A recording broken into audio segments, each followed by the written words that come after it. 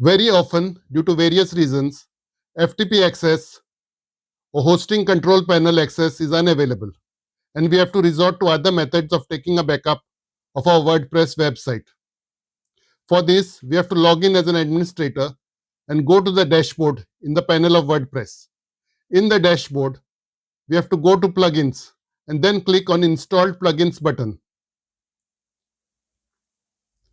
On the plugin page, we have to click on add plugin. On the next screen, there is a box next to search plugins, where we can search the various plugins available on the WordPress marketplace. In the search plugin, type updraft. In a few moments, the updraft WordPress backup plugin will be available on the top left side. Click on it and then click install now.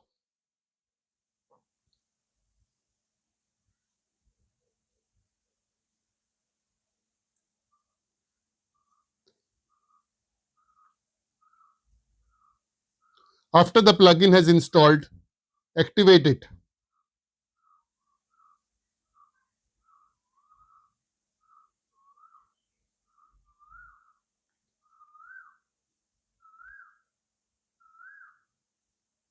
Then go to the plugin by clicking it.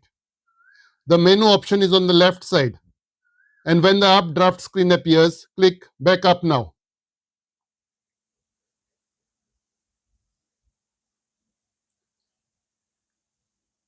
Your backup will be listed against the backup date. The backup data will be given separately as database, plugins, themes, uploads, and others. Click on the database. In a moment, the download for the database will be there on top. Below that, there will be a button called Download to your computer. Click on that. Your database will get downloaded to your computer.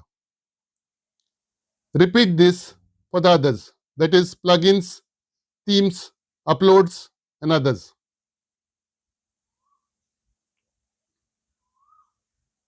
As soon as they are available for download, click on the download button.